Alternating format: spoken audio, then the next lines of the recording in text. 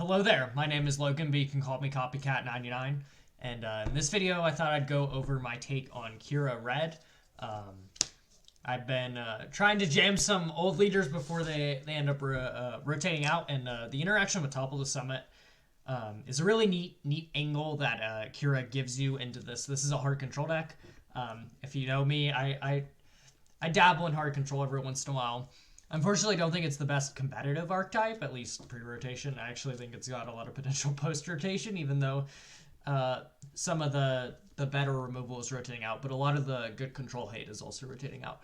But I've been having fun with messing around with this, at least for pre-rotation, while Qi'ra is still legal, because Qi'ra Topple is a very, very tremendously powerful interaction. And it allows for you to do really weird things in the way you construct this deck. So, with that out of the way, let's get into it. So first off, 3 Doctor Pershing. I am like Pershing's #1 hater. Actually, I think this card is kind of awkward in most control decks. Because if you're activating Pershing's ability, you're usually throwing initiative, and that means your opponent gets you to hit with a unit.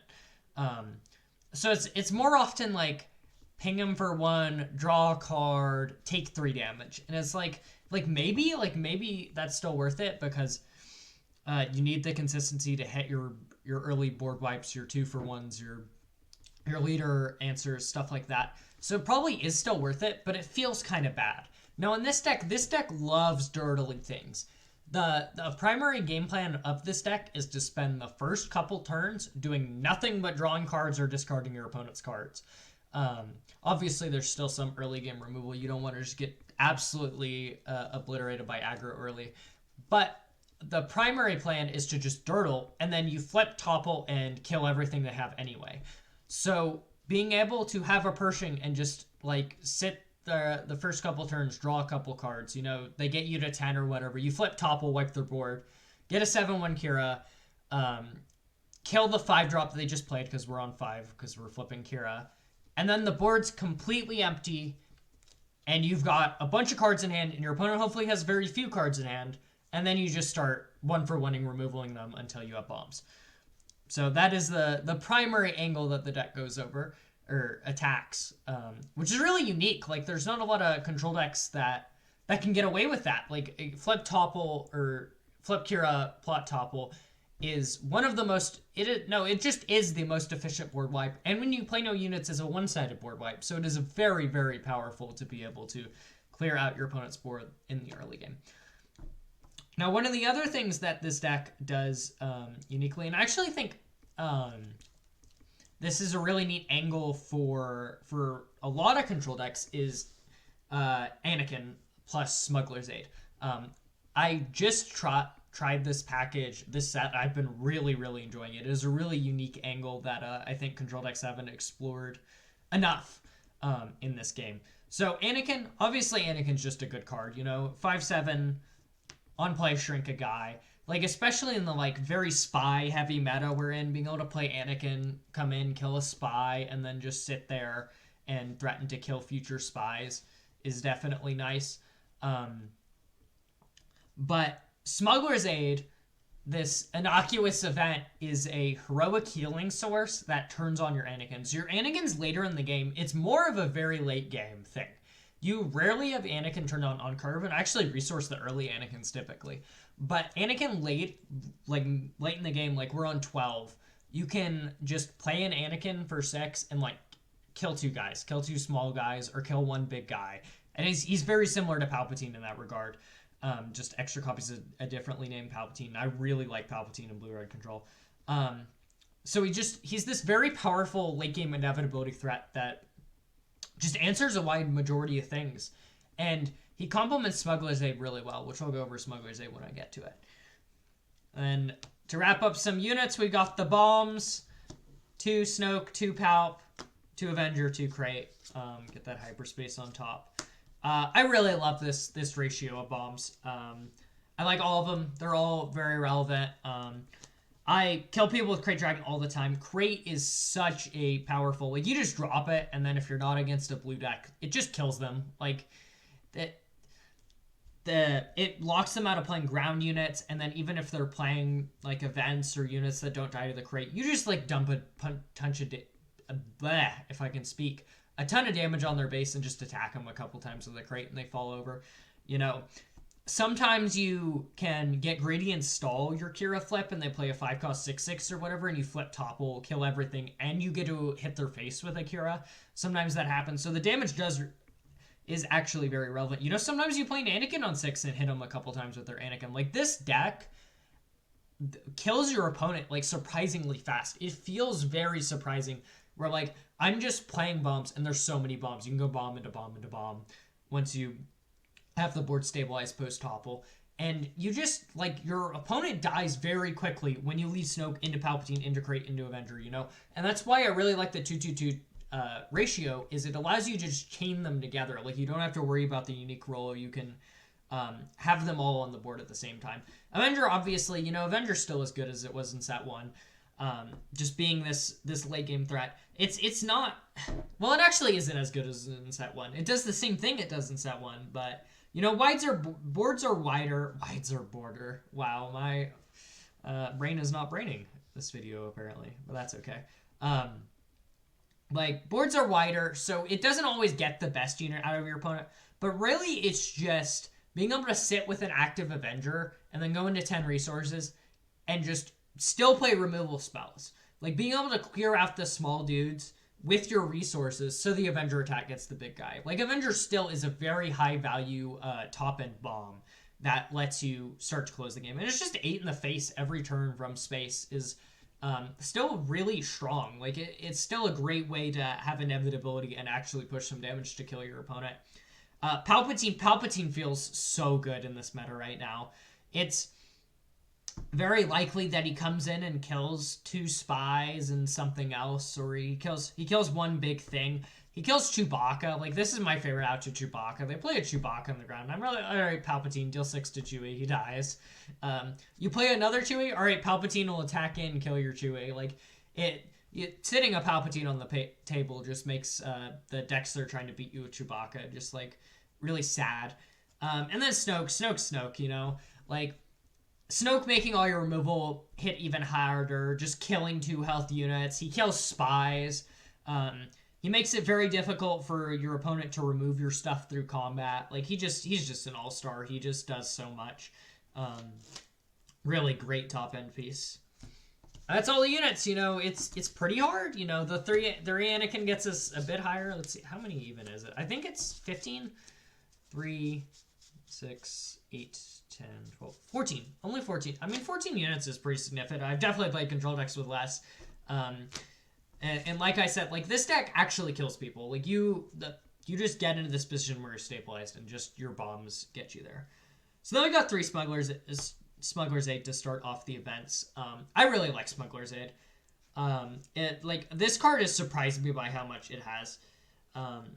Like, it's really, really good in the archetype. A weird problem I had with control decks, especially in this meta with it being so grindy, is 3 top target, 3 vigilance sometimes isn't enough healing. Like, it sometimes feels like just like your opponent is just able to outgrind that amount of healing even through the mass removal and get under you. And that, it felt bad. But Smuggler's Aid cures that problem. Smuggler's Aid is an additional source of healing. You know, you draw it, you just auto-row it. Like, it is literally just an auto resource, and then if you ever float 5 resources, you can heal 3 in turn on your Anakin.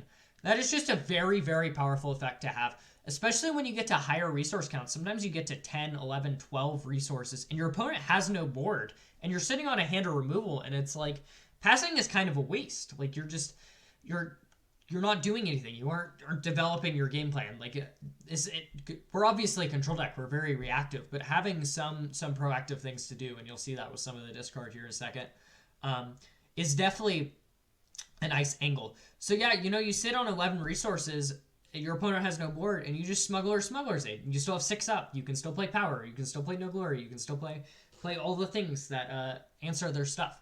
And you take some damage off your base, get yourself further away from dying. Like, obviously dying is very bad, so you don't want to do that. So Smuggler's Aid, it just does so much work. And, like, being able to turn on full power Anakins and just make your Anakins really, really beastly in the late game is just it's such a very succinctly powerful package, and it only takes 6 slots. Like, and you could even like trim a Smuggler's Aid. You could trim an Anakin. Like you could go smaller. It's definitely something to experiment with, and I think it's something, again, like I think it's been super underexplored. Even though we've had Anakin for almost 2 full sets now. This is gonna rotate, unfortunately, reprint Smuggler's Aid. But if there's a similar heroic healing event, we can definitely experiment with it post rotation too.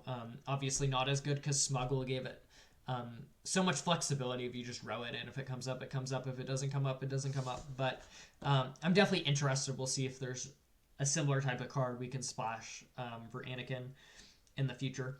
But for right now, this is what we've got, and it surprised me. It's really good in this deck. Now we've got 3 No Bargain. This card is great. You know, it's a source of card advantage. Your opponent goes down card, you go up a card. Just being able to, like, again, like, playing Open Fire or Power of the Dark Side to kill your opponent's turn 1 play is fine. It saves damage, but it's gonna get toppled anyway, unless it's an X1 or a shielded unit. So being able to play No Bargain instead, and, you know,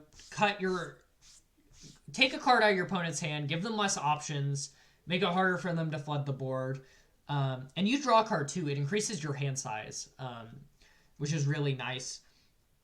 So just all around, it does what the deck wants to do. It's this dirtily thing that just gives you card advantage over your opponent that you can do in the first couple turns, because you're going to topple anyway. And then late game, if your opponent ever puts themselves down to 1 card, you can No Bargain and like super blow them out. Like, this card is almost like better removal. Like, you remove the threat that they were going to play from their hand, and they get no benefit. Like, they don't get a win defeated, they don't get a win played, etc., etc. So, like, if they ever go down to 1 card and you No Bargain them, like, it's just a super removal spell. It removes the card out of their hand and you draw a card. So it's a really powerful, and it's really annoying for people to try and play around this, especially late game. And it obviously combos very well with Pillage, which I'll show in a second. So yeah, great card, and it does a nice thing. The other thing is, like, Dedra Colossus or Blue is probably still the better control deck. It's more rawly powerful. It probably has more well-rounded matchups. But since we're not Dedra, we have to play sources of card advantage. We cannot get away with, like, I don't even like Pershing in Dedra. I don't play Pershing in Dedra. Dedra is a self-contained card advantage engine attached to your leader. Now, Qi'ra doesn't get that. Qi'ra gets a board wipe attached to your leader, so you have to find the card advantage other places. Dedra has to find the board wipes other places because she has card advantage stapled to her leader. So it's an interesting deck-building puzzle that this control deck had to fix, and No Bargain and Pillage, I think, are the primary solutions that I found that have worked well. Then we've got 3 Open Fire. Just premium removal, you know, just point and kill that guy. Early game is great. This kills a lot. Like, it covers plenty, and you know, later in the game you can combo with other sources to make it kill bigger things. But mostly, like, Merciless feels pretty bad in this meta.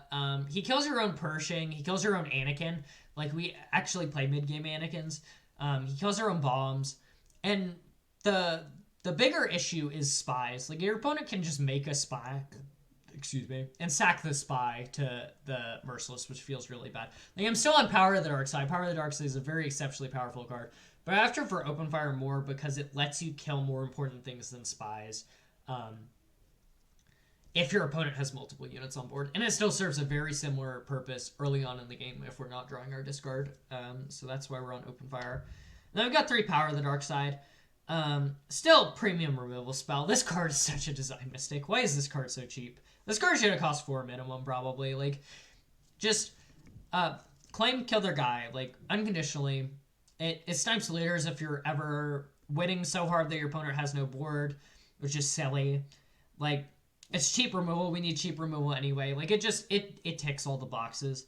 Of course, we're playing 3. And then we've got 3 Let's Call It War. Let's Call It War was such a sick addition to Red-Blue Control with set. One of the primary issues with playing a 1-for-1 removal deck is if your opponent leaves double 1-drop, they will keep a 1-drop throughout the curve and hit you with it if you're just 1-for-1ing them over and over and over. And that's terrible. That's not good. You will die eventually if they can do stuff like that. And you know, there's a ton of spies, there's charismatics and queens floating into other bodies, there's home ones, there's Kellerans. There's a lot of 2-for-1 bodies in the meta. And Let's Call It War is a really efficient answer to killing two things at once. And 2-for-1s in a control deck are a premium. They are like really, really good when you can trade one card for two of your opponent's cards. Unfortunately, spies don't typically do that. Spies are pretty aggressively costed, so it's usually like more like 1-for-1. But you need an answer to them, period, or you'll get run over by spies. So Let's Call It War is great. And another thing it does nicely is it punishes double 1-drops so hard. Unless your opponent leads double Wavian Antagonizer or double Republic Y-Wing, this answers every, or almost every one double, I think it is every one, double 1-drop that isn't specifically those, at least pre-rotation. With one card, and then your opponent has no units, and you go even going into 4 resources, which is just exceptional. Like, just a really, really good card that has been a great boon to the control archetype, for sure. Then we've got 2 Fell the Dragon. Just, we need some number of kill big things stuff. Like, Fell's really cheap. That's why, like, I play 2/2/2 Fell Rivals No Glory. I think they all have great pros and cons, so I really like the mixture of playing 2 each. So yeah, a great cheap kill spell. Then we've got 3 Pillage. This is the other part of the discard package with No Glory. This one is, or No Bargain, I mean. This one's probably even better than No Bargain because it's immediately before the Topple, so it isn't sacrificing as much damage if you opt to play it. Like, sometimes it's still correct to play a 3-cost kill spell instead of a No Bargain, but it's almost always right to Pillage. Cutting off your opponent's options, like, it is so brutal to kill everything they play, get initiative, and then immediately pillage the 2 cards they draw when you're running them out low on resources. Like, that late game just wins you games. Like, I've had games where I put my green hero opponent to no board, no cards in hand. They draw 2, I pillage them, and they discard, like, Kelleran plus spell or whatever. And it's like, just, it feels really hard to lose from that position when you're able to pull off plays like that. And it's just as good early game, like, siphoning down your opponent's options, making them discard their late game. You know, their Kellerans, their home ones, their posts, their whatever. They're more late game oriented, like, scary threats to keep things to play on curve is a really, really powerful tool in control. And another thing is, this is just proactive. Like, sometimes your opponent has no board on 4 resources and you don't want to pass. Like, sometimes you just want to do something that you have complete control over. So the discard is really nice to have things where, like, sometimes your opponent has no board or a thing you don't want to remove. And you want to do something else. Having that proactive option is really, really powerful. So yeah, Pillage is just all around great. Then we got 3 Vigilance. Vigilance is Vigilance, you know. Primarily heal and kill, you know. Healing and removing a threat from the board at the same time is just a premium in control. I'm going to really miss it post-rotation, because unless we get, like, a red-blue card that kills a guy and heals at the same time, this effect probably isn't going to exist, which is going to be a little sad. But it is just, it's such a premium for that effect, even for 6. And actually don't mill very often. I've not milled a person with this deck in forever. Like, it has been a very long time since I've milled someone out with this deck. Like, there are some games where I'm like, I'm milling because I don't need the heal or I don't need the kill. But, like, I still end up winning those games with my bombs. So it's like, I don't know, it's kind of a waste. I shield pretty often with this card, too. But yeah, the mill mode is the most not used mode for this card, for sure. In this particular deck, because you just kill people. Like, you actually just kill people. You slam bombs and pull the game in your favor. But yeah, Vigilance is just great. And I got 2 No Glory. Again, similar to Fell, has the upside of stealing when defeated triggers. You know, rip Ruthless Raider. Just absolutely blows out Ruthless Raider. Really good against, like, Yoda. Answer to Lurking Typhanum, answer to Chewie, you know, it does all the things. Has a lot of upside for otherwise just a point-and-kill spell. And then, as per usual with these control decks, I need more than one screen full for the events, because there's so many of them. And we got 3 Topple the Summit. Topple is the reason that we're playing Qi'ra over some other leader.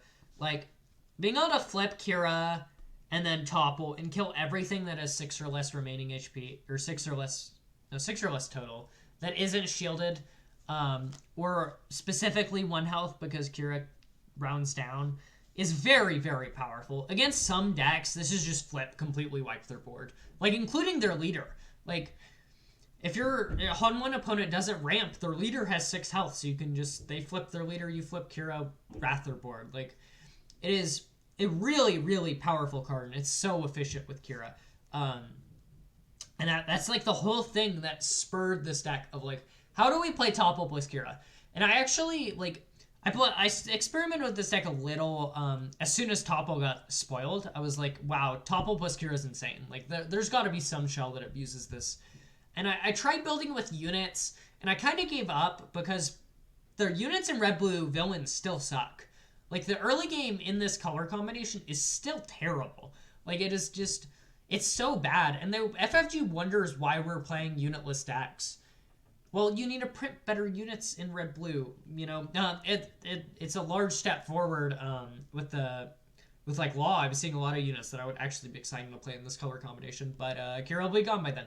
So I kind of gave up, and then I came back to it now, realizing, you know, got some friends that were messing around with this deck, and I was like, oh yeah, well, we just have to play no units, and it works. Like, it's a very powerful hard control deck.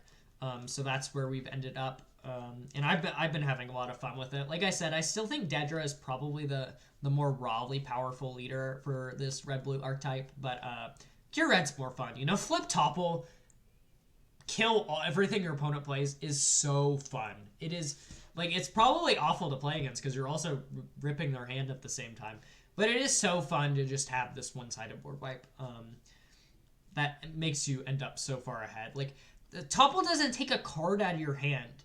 It's 0 for, like I had a board state where it wiped like 5 units. Like, that's a 0 for 5 resources. That is insane value. Like, it's probably the single-handedly most valuable thing that you can do if it lines up and your opponent has a board state it demolishes. So yeah. Then we got a pair of Rivals Falls. Actually, I don't even know if you need 2. You could definitely cut it down to 1 and play a third No Glory. I actually really, really like No Glory, so playing a third, you know, just bully those Lurking Titaniums and Chewies. But I don't know what it is about me. I dislike 1-ofs with a passion. Like, even if there's a rationale for the 1-of, you know, Rivals Fall. Like, you don't Rivals Fall leaders very often. You usually wait to flip Qi'ra and trade with them, or flip Topple them off the board, or something else. So you don't actually need Rivals Fall very often, or you just blast them. But I prefer the 2/2/2 to 3/2/1 just from I don't know, it does something to me. I don't like the way the 1-of looks in the list, even if it's right, you know. Like, it looks wrong to me when I'm looking at the Swoody B page. I don't know what it is. But maybe I need to swap it in person, because after the fact, because you won't feel it. It doesn't feel the same way, you know. The difference between this and No Glory is very marginal. But yeah, I feel like having at least 1 Rivals Fall, you know, sometimes you just need a clean answer to a leader. And it still doubles as a large kill spell for whatever bomb you need to remove that your cheaper removal misses on. I got 3 Blast. Of course we're playing 3 Blast, you know. Still the singularly best board wipe before rotation. After rotation, they power crept it, so red-blue control eating good. You gotta play 6 copies of this card in Eternal, which is kind of ridiculous. But, yeah, you know, just unconditional wrath everything on the board is very essential to a control deck, and that's what we've got. At least until Law releases and we get to play different stuff. And then upgrade-wise, I'm on 3 top target. I just really like healing. I don't like dying. Like, I feel like even in these grindy matchups, like these Green Hero Spy decks, Green Hero Keller and Home One, Green Amidala package, like, just being able to heal like a super efficient amount, like top target's the best example, to outgrind those. Like you've got removal for their threats all day. Like you can remove their threats all day, but sometimes they put 2 bodies on the board at once, and then you can only kill one of them, so they get to attack with the other one, and you have to be able to out heal that 2-for-1 value. So I've been really like top target. It's obviously insane versus aggro too. There's a lot of healing in this deck. This deck is actually very well positioned against most aggro decks. Weenie can kind of get underused sometimes because they're 1 health units, survive the flip topple. But if they aren't playing specifically 1 health units, which are bad into your other removal spells, you know, they get cleanly swept by Bombing Run and Post Ward and Let's Call It Word and stuff. But this deck, you know, with the amount of healing I'm playing with the mid-game board wipe, it actually feels pretty exceptionally good in aggro for a control deck, which is very bizarre. It's another reason to run it. I still think Dendra's probably the better choice if you want to win a PQ, but yeah, top target's amazing. There's so many unique units in the format. This is almost always 1 cost deal 6, which is just an insane rate. So yeah, just all around great card.